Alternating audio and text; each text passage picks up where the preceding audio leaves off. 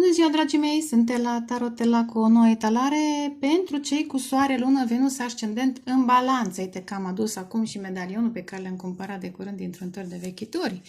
Da, în sfârșit. Vreau să strâng din toate elementele. La fecioară mea sări, adică nu am găsit ceva legat de fecioară decât un eremit chinezesc, dar în fine, poate altă dată. Dar uite, avem balanță. Dragii mei, au venit niște cărți, sunt deja Se întâmplă ceva în viața, se dezechilibrează balanța sau se echilibrează? Ia să vedem. În timp ce am amestecat aceste de cărți, a venit, fiți atenți, ancora și coasa. Este posibil ca o anume stabilitate, ancora înseamnă stabilitate, posibil financiară 3 și cu 5 înseamnă 8, da? Și 8 înseamnă casa 8 a Scorpionului, care ține și de bani, posibil o anumită stabilitate financiară să fie provocată. De ce? Din cauza evenimentelor care sunt roata norocului. Da? Aici e interesant că seamănă cu femeia și bestia, seamănă cu moartea și femeia și bestia este reprezentată în tarot de putere și are numărul 8. O luptă pentru putere, eventual în acest sistem financiar. Simțiți lupta pentru putere dintre două forțe. Însă mai simt ceva. Simt că este posibil energia feminină, divină, nu orice fel de energie feminină, până acum să ofere ancoră stabilitate. Da? Este împărăteasa și mare preot. Da? Este un profesor spiritual, energia feminină, divină, care aduce transformare în bine și schimbare. Dar dacă până acum a permis transformarea într-un anumit ritm, cred că ceva în atitudinea ei, poate anumite evenimente, poate felul în care a fost tratată, văzută, eu știu, percepută și așa mai departe, ceva o face să-și schimbe cu 10 atitudinea. Poate devine mai tăioasă, poate devine mai dură, mai selectivă, cu persoanele pe care le stabilizează, le inspiră, le transformă în bine. Și totuși, interesant, chiar dacă, ce fior am exact în vârful capului, chiar dacă e intransigentă cu această coasă,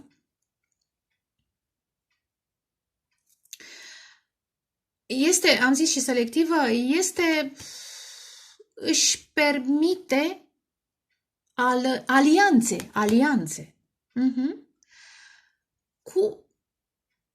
Cu ființe care par altfel, sunt diferite, dar au sens, un rol împreună. A different animal aud. Da? Un alt fel de animal. Și da, poți să zici că e leu, că e dragon, că ce-o fi, da, nu contează. Dar interesant cum este, vedeți ce drăguț? Ea ține umărul deasupra acestui animal, de ca și când îl protejează și animalul latră, urlă, dar ce face? Și el se protejează unul pe celălalt. Poate să fie metaforic energia cuiva, să fie, eu știu, niște spirite. N-aș spune musai de cine știe ce înaltă vibrație, dar care devin protectoare cu energia feminină divină. De ce? Pentru că merită, pentru că ea reprezintă dragoste, da? E împărăteasa, da? 5. Adevărul divin. Interesant cum vine mesajul. La cap... motherfucker! Scuzați-mă! La capătul setului de cărți, casa 4 și șarpele, dușmani în casă. Poate ceea ce a experimentat puterea, interesant. Apropo de putere, de ce talare fac acum și la balanță. Apropo de putere, că am vorbit despre femeia și bestia, da? Care în tarot este simbolizată de putere și are numărul 8. Această putere pe care pe care a căpătat-o energia feminină divină, repet, stabilizatoare, dar și intransigentă. Transformarea poate să vină încet, blând, prin dragoste, prin credință, 5 marele preot, dar poate să fie și prin lecții dure, pentru cei care nu apreciază. Deci, repet, această putere a căpătat-o în casa sa, apropo de 4, și în relații pe termen lung contractuale, apropo de 7, că e casa balanței, în care a experimentat dușmani, oameni posesivi, sufocanți, demoni. Apropo de demoni, da? Piton. Piton este un demon periculos. Însă, a reușit, interesant, 17, care ține de stea în tarot, a reușit în timp să se vindece. Și poate a și plecat sau se pregătește să plece din acea casă. Interesant, spre dragoste. Acum, 33. Asta simt când văd că... Da, interesant, poate schimbă locația cu cheile. Ia uite, 16 iar steaua. De ce zic dragoste? Pentru că e numărul 6 și sunt relații armonioase în care cei doi se oglindesc. Interesant ce simt, vedeți? Chiar dacă sunt diferiți, amândoi se protejează, amândoi se iubesc. E o oglindire într-un fel și diferențe în alt fel. Și interesantă citire. Dar ce mai simt? 4 ține și de împărat. Poate să fie un masculin care are în preajmă cel puțin o persoană karmică, jalnică, periculoasă, nu jalnică. Și eventual să fie distanță cu această barză, da? Să fie distanță între acest împărat și femeia sa divină, partenera sa divină. Dar interesant, vedeți? Interesant, chei, casă, are legătură. Mai puneți și voi informațiile, că totuși nu e talare personală, e colectivă. Cum simțiți? Dați-vă timp eventual să le puneți în viața voastră, cum, eu știu, veți simți inspirația. Posibil să fie distanță între această posibilă relație armonioasă, care duce stabilitate, de-aia sunt și chei, și situația din casa unuia. Mare grijă că în casa unuia, repet, este un demon. Mai Piton, Leviatan, nu sunt de glumă. Acum le-am zis numele, asta e. Asmodeus nu-i de glumă. Însă, energia feminină divină care știe, de fapt, de unde și ia energia, se conectează la sursă, măi, dar ce talare și ce pătimașă sunt, da? A avut luptele sale de a ajuns să fie atât de puternică. Și eventual, ori inspiră pe cei din această casă, sau poate un sistem, împăratul ține de sistem, de o stabilitate. Oameni care au stat pentru această stabilitate fizică au suportat, interesant, tirania. E obsesia pentru bani, pentru stabilitate, apropo, dar altfel de stabilitate, nu cea pe care o aduce energia feminină divină. Și simt că aceeași energie feminină divină, da? Deci poate să fie și stabilizatoare, poate să fie și intransigentă, poate să fie și plină de dragoste. Interesant, e un mesaj interesant. Cineva primește, interesant, cineva primește un mesaj sau ea scrie sau el scrie și acest mesaj va genera, interesant, 10 și 1. O mișcare radicală în viața, cred că a unui masculin. Dar, interesant, băi, da, am început balanța, băi, nu o să fac 30 de minute, cred că o să fie mai lung. E preetalare, deci nu mă așteptam să fie atât de lung. Hai să vedem. What the shit fuck freak. Ha! What the shit fuck freak. What the fuck is this? Scuzați-mă, n-am cum. Deci este energia aia negativă pe care eu trebuie să o descarc. Sper că nu vă speriați. Nu-i de speriat pentru că turnul, exact, măștile pică. Construcția aceasta, apropo de casă, de finanțe, pică. Lumea e într-un colaps continuu. Mai ales pentru că nu a fost creată pe acel fundament al adevărului, al iubirii. Și așa mai departe, da? Ia uite, minciunile, magia, manipulările, iar legate de finanțe. Aspecte legate de finanțe. Poate sunt, când văd 7 de spade și magicianul și valetul, da, văd mai nou și conturi false. Poate să fie și inteligența, apropo de magician, inteligența artificială. Sunt multe, că acum deja avem noutăți. Avem noutăți în în acest moment planetar. Descoperim lucruri. Măștile pică. Interesant. Acest masculin, vedeți? Iar masculinul este în acest turn. Vai de el, este chemat să plece cât mai e timp. Interesant, să plece. Să plece. E o călătorie. Seamănă cu Moise, seamănă cu, eu știu care mai este. Iosif. În fine. E o călătorie. pe care acest masculin trebuie, și alegeri, trebuie să renunțe, cineva trebuie să renunțe. De ce? Și să vină spre, interesant, energia feminină divină, cred că e aici, 9 de monede, independentă, își vede de grădina sa, de reușitele sale, n-are nevoie de palate, este ok în grădina sa și influențează în bine, pentru că tot ce e în jurul ei este abundență. Lucrează cu răbdare în grădina sa. Și eventual acest masculin poate să investească în siguranță în acest spațiu, și când vorbesc de spațiu nu mă refer la fizic, poate să fie și emoțional și mental și inclusiv sexual. E un spațiu în care poate să investească cu încredere, ia uite, și să creeze fericirea pe care amândoi și-o doresc. Ha, ce talare! Balanțe! Balanțelor, sunteți frichicichi în această perioadă, bănuiesc că sunteți ui. Am așa o energie, de unde o fi? Hai să vedem situațiune. Acuși începe etalarea. Odată situațiune de 2 ori, balanțe de 3 ori. Soare, lună, Venus, ascendent. Ia uite. E distanță cu lumea 21, sunt obstacole, dar simt că sunt... What the fuck? E o moarte, e un deces, poate e mai vechi, peste care treceți, poate e mai recent. Ideea este că acest deces este ultimul hop, asta simt. Și ajungeți la liman, sunteți pe cale. Ia uite, Stea a zis, măi, ia uite, urmează să vă vindecați. Iar călătorie. Măi, va fi o călătorie. Hai să tai. Băi, Ela. What the freak, chick? What the freaky chicky? Ela, tarotela. Hai să vedem. Aha! A new world, a new door. Cum era? Nina Simone. Parcă am canalizat și la Fecioară Nina Simone, dar am uitat să pun. În fine. Da. Va fi... Energia masculină va acționa. Energia masculină poate să fie și acea energie feminină care nu mai vrea să fie stâlp, protector, să fie pentru toată lumea, selectează și devine intransigentă. Se poate. Din 10 să treacă într-unul, da? Dar vedem. E un mesaj, vedeți? E un mesaj și acțiune.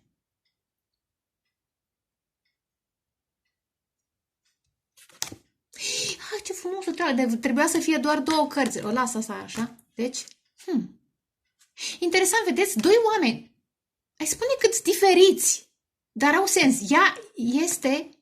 Ea așteaptă, e pe scaun. E nu că este în picioare, este pe cale, este pregătit să pornească. 2 și cu 7, 9. Da, 9 e acest an.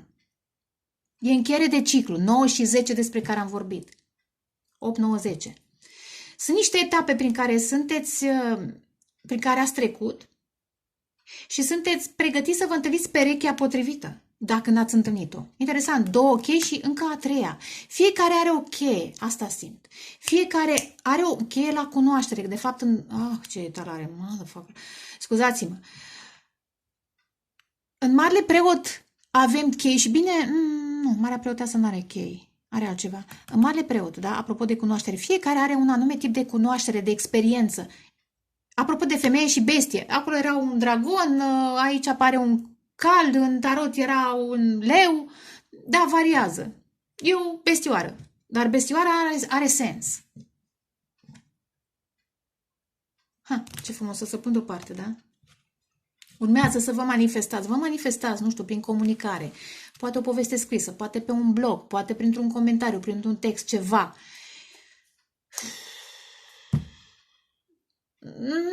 Pe care acțiunea acestui bărbat determină, eu știu, acest text, această scrisoare, dar cred că e de dragoste, într-un fel sau altul, sau niște explicații, sau ceva. E ok. Fine. Sau invers, scrisoarea acesta, textul ăsta să mobilizeze, aud, acest masculin, da? Iară cruce. Iar 9. 9 și 3. Ia, interesant, vedeți? Interesant, vedeți? Exact ce am zis, energia aceasta feminină devine intransigentă. Se aliază, vedeți altă bestie, se aliază cu o bestie, e o chestie foarte spirituală, și reală, și fizică, dar și spirituală. În lupta cu acest demon din casa cuiva sau din sistem. sistem financiar, da? Relații karmice, Matrix, cubul, da? E 4 cubul, Matrix, motherfucker. Scuzați-mă, da? E distanță între cei doi, dar cred că va fi iar cu 3 și cu Rabia. Cred că distanța asta va fi încheiată printr-o întâlnire. Poate ar putea să fie la început întâlnire online și apoi în fizic, pentru că e foarte fizic. Interesant.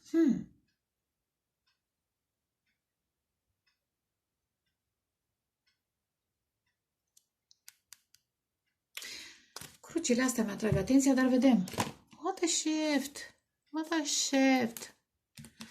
Ce talare, balanțe! Nu știu cine cu cine rezonează, dar ceva se întâmplă în viața unora.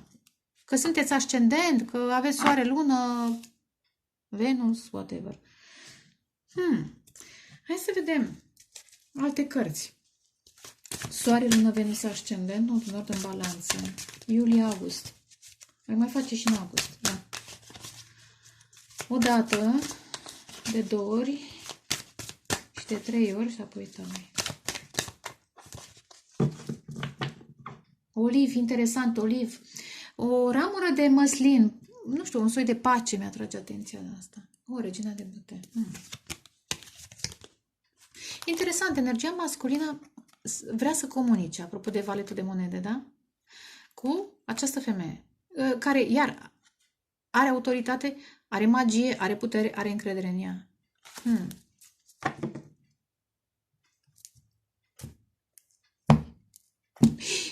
Am uitat! Ia uite unde s-a deschis, ia uite că am și uitat.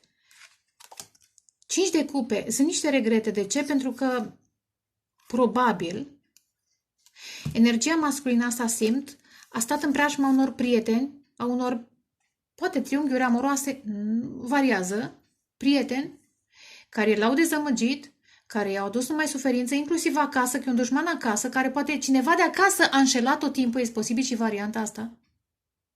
Sau a fost posesiv, a vrut doar bani, a vrut doar stabilitate, sunt multe variante, da? Acest personaj regretă că nu a văzut sufletul său pereche. Interesant. 3 de spade.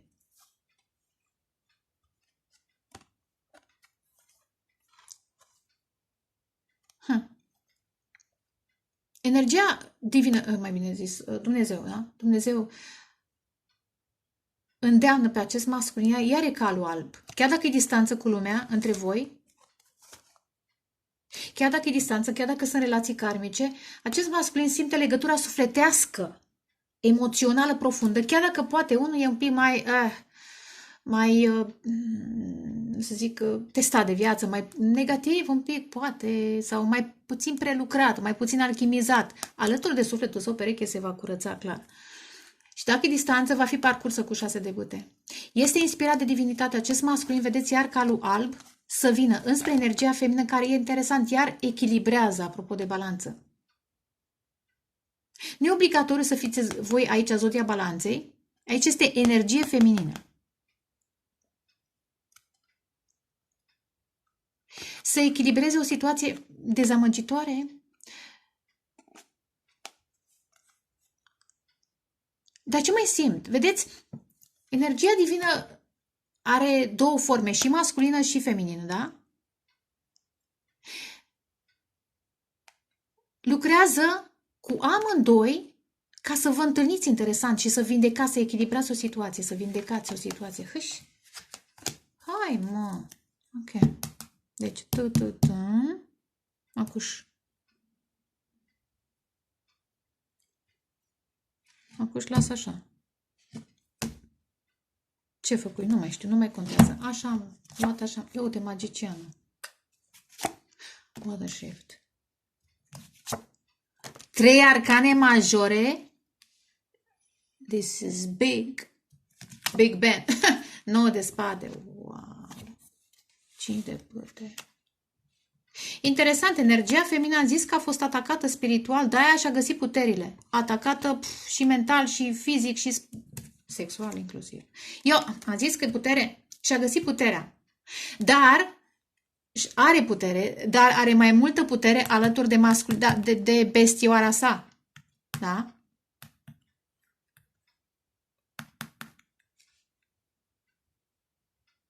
M-am uitat un pic, sunt curioasă uneori. Ia uite, regina de uite. Aici am mai văzut, am mai discutat, vedeți? Energia masculină. Și el a trecut prin dezamăgiri.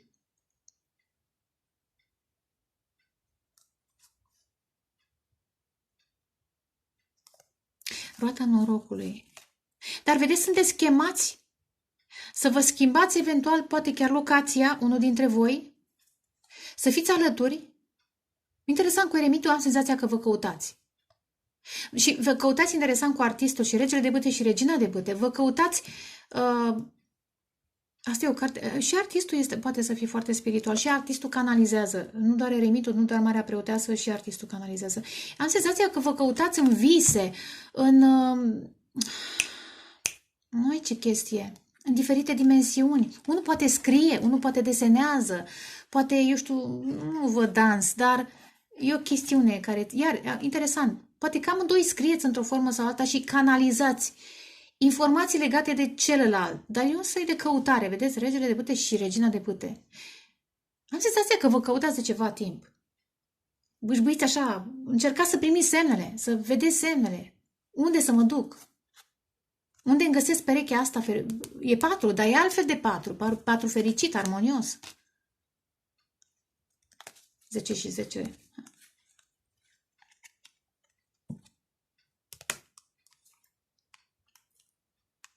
Posibil unul dintre voi să aibă mare dezamăgire la locul de muncă, să fie furat, să fie trădat, altul să aibă altfel de legături karmice.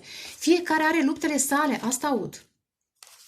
Și repet, sunteți puternici, dar și mai puternici împreună. Nu-i de glumă. Adică chiar e parcă așa erau cărțile. Magicianul, turnul, da? Magia.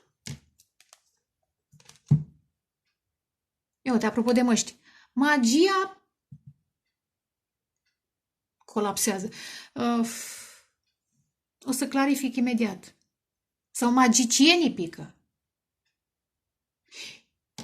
Se vede dincolo de văl, da? Pică vălul. Apropo de revelație, de apocalipsă. Pică vălul.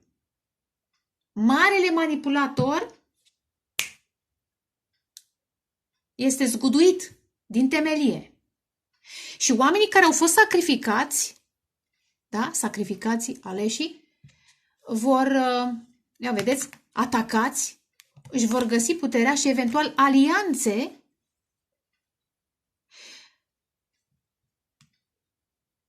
cu persoane, ființe, cum vreți voi să le spuneți. Vedeți, este altă, fiecare de altă natură. Dar noi, și regele, da, și leul este rege, da? Și energia feminină este regală, dar fiecare în dimensiunea sa și în spațiul său, unul spiritual, altul fizic, unul poate, eu știu, da, variază. Interesantă etalare magician.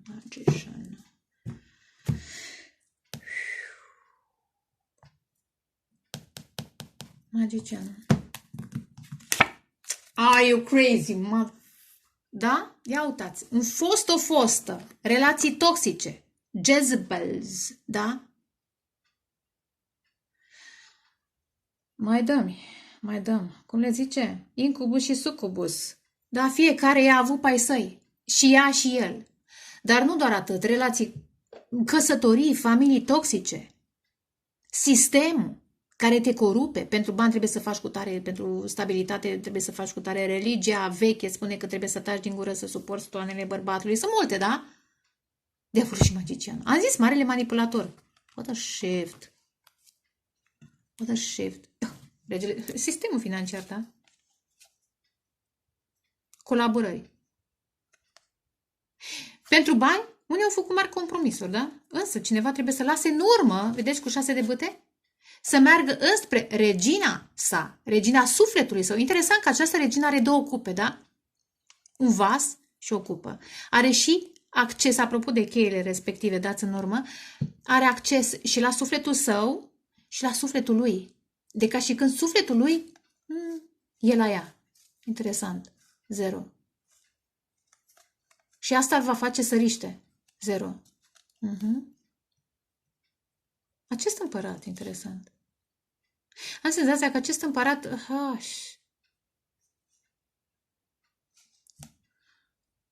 are o comunicare specială cu această energie feminină. Poate și o urmărește, dar nu asta simt atât de mult cât... Acum o văd pe această domnișoară, doamnă, ce-o fi valetul de spade, ca pe Ioana Dark, da? O persoană, energie feminină care, prin felul în care comunică, arată o cale, desface drumul. În fine. Eventual arată către aroganța unui sistem, da, apropo de împărat, sau către problemele sale, dar însă va fi o nouă etapă.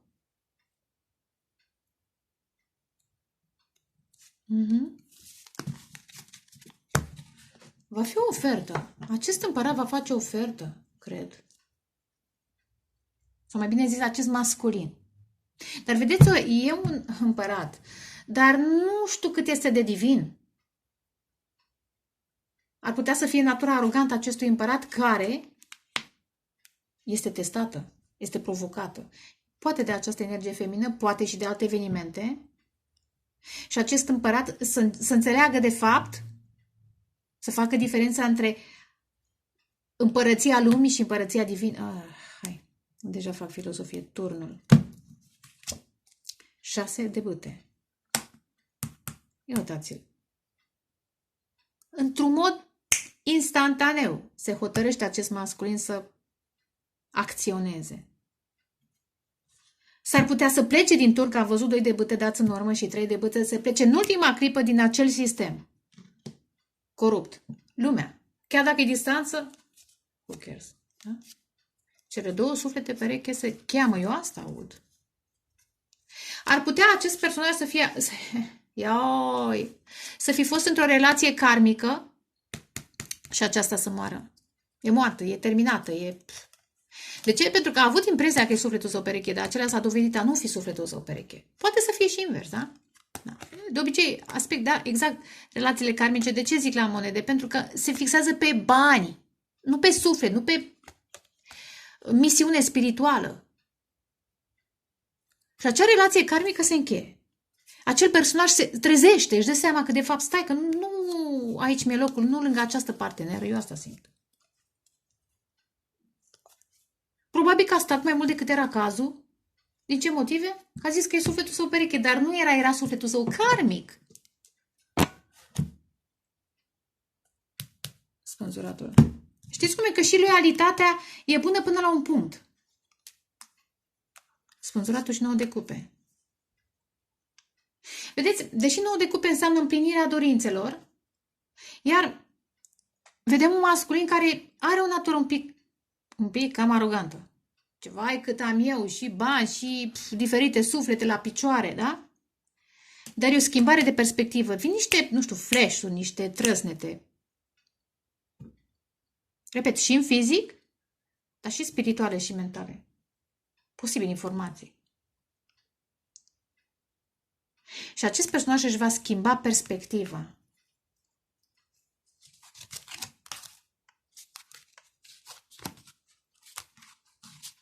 Interesant. Probabil că e relația karmică în care a stat. Pentru copil, poate că a fost crescută sau a fost crescută el, ea, cine a stat aici, în relația karmică. Au stat pentru că n-au fost bogați, au făcut bani împreună, da? Au stat pentru copil, e o chestie tristă. Dar are de ales. Între a sta în această relație karmică și a se întâlni, da? 2 persoane într-unul, 2 într-unul. A-și manifesta sufletul său pereche, a renaște. Exact de obicei aici este coșciugul asociez metrixului și așa mai departe, dar renaște. Da? Judecata și steaua, ce frumos! Alături de persoană. Oh, ce frumos! Alături de persoana sa predestinată. Energia feminină divină, care alchimizează. Iau, ce frumos! Asul de Are you crazy? Ce frumos! Hai și 9 de spade. Cine e acolo de plânge? Cred că ține de un trecut. Împăratul. Interesant. Am senzația că... Am senzația că acest împărat își dă seama că a tratat această energie feminină divină necorespunzător. Și cred că va dori să-i facă o ofertă. Eventual să-și ceară scuze. Posibil. De ce? Posibil să înceapă să simtă ceva dragoste. Puterea, dăm și pe putere. Valetul de bute. E o nouă care, împreună. Valetul de bute este și această predicție. Pentru unii, acest cuplu puternic e pe care se manifeste. Ce profetul. Acest cuplu este pe care... Ia uite ce frumos! 22. Am spus adevărul. Și iar energia feminină așteaptă. Iar vedeți? Iar așteaptă. Să se manifeste dreptate, adevăr.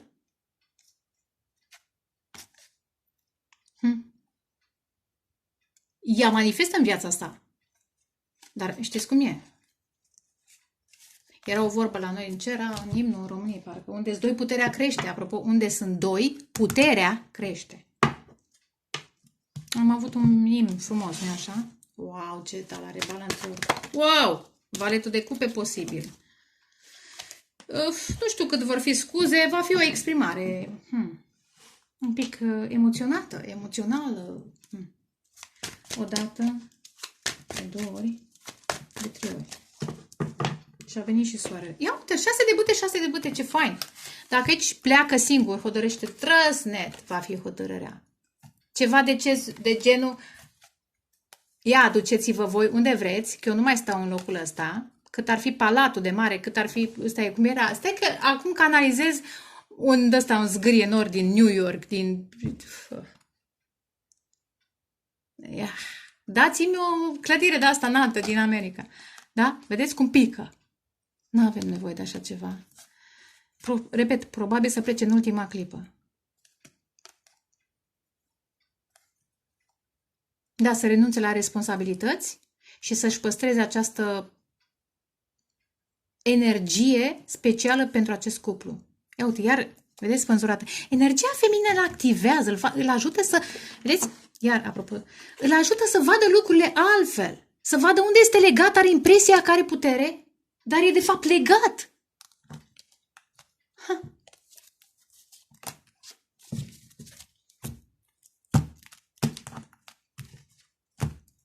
Nu mai joc în teatru. 3 de monede, iar chestiuni care țin de bani. Dar lasă banii. Nu că pleacă fără bani, că se duce sărac. Nu! Dar iar este acea construcție financiară, da, care nu e bazată nici pe dragoste, nici pe spiritualitate, nici pe valori. Valorile erau financiare, nu. Da? Vedeți? Egoismul, 9 de cupe. Va alege 2 de bâte. Va întoarce spatele acestui surplus. E un surplus de bunătăți. Dar degeaba ai aceste bunătăți dacă n-ai persoana potrivită. 6 de monede. Interesant, cred că va începe să ofere din surplusul său altora, iar balanță. Da? Să manifeste, ce frumos.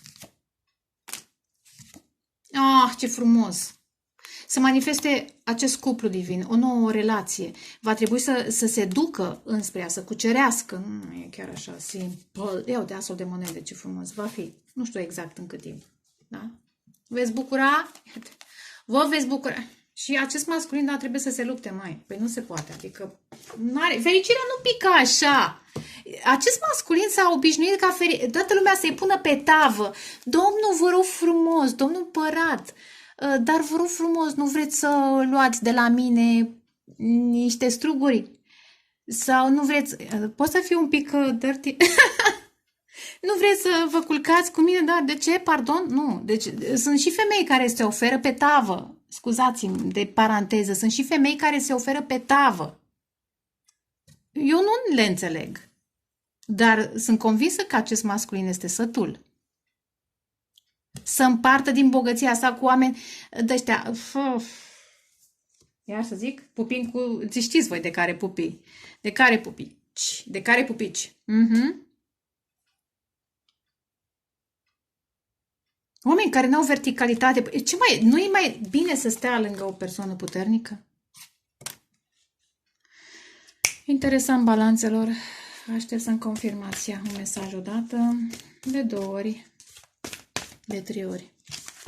Vedeți 1 și 1, magicianul. E pe cale să manifeste.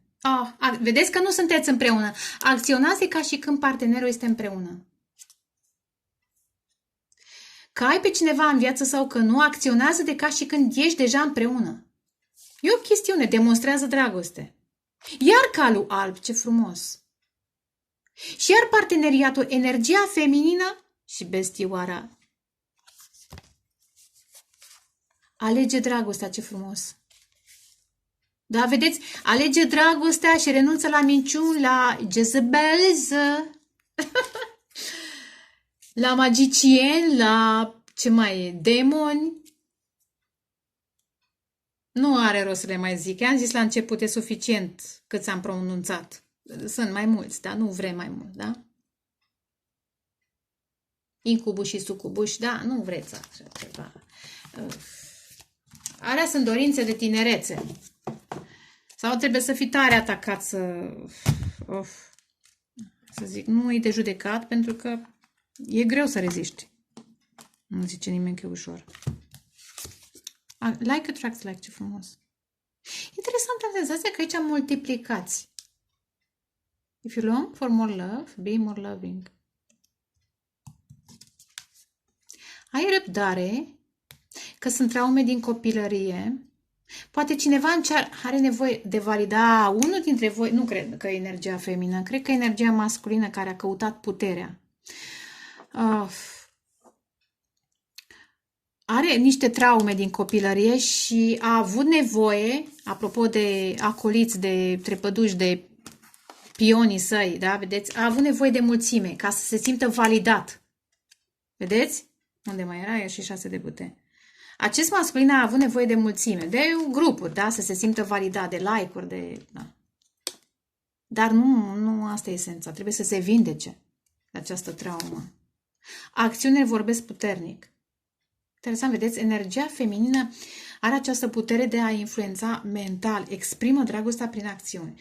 Și unul și altul trebuie să-și... Da, deci simple acte de amabilitate. Înapoi la ceea ce iubești. Sunteți fără limită, ce frumos. Un cuplu divin. Iar bestia, iar calul, iar unicornul, ce frumos! Da, unii dintre voi vă atrageți, iau ce frumos. Dragostea adevărată, union of heart. Și veți descoperi că, de fapt, voi doi... Eu nu, dragoste, acum... Ascultați-vă inima. Aceasta este o dragoste adevărată. Aceasta, ce frumoasă carte! Sărutul care trezește divinitatea, așa zic eu, da? Asta magie! Nu magia financiară, nu sistemul, da, care ne-a manipulat. Sunteți pe cale, ce frumos, sunteți împreună! Eu fericiților! Să mă anunțați și pe mine când o să fiți împreună odată, sfaturi 2 ori și de 3 ori.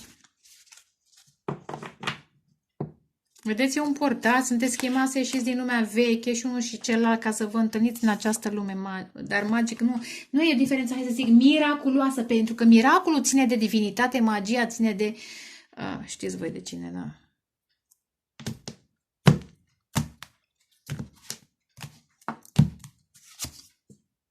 Interesant, am mai venit la, nu știu ce... Arată ceea ce trebuie văzut, ce trebuie văzut. Cu alte cuvinte, ce se întâmplă între voi trebuie protejat un timp. Aveți încredere în univers, că vă ajută îngerii și alte spirite. Interesant, au mai fost cărțile astea, cred că de curând, poate la Fecioară, poate la Leu, nu mai știu. Calmați-vă emoțiile pentru că sunt foarte intense. Și foarte posibil energia masculină să fie, așa, apropo de Uranus. Uranus, ia uite, și foc.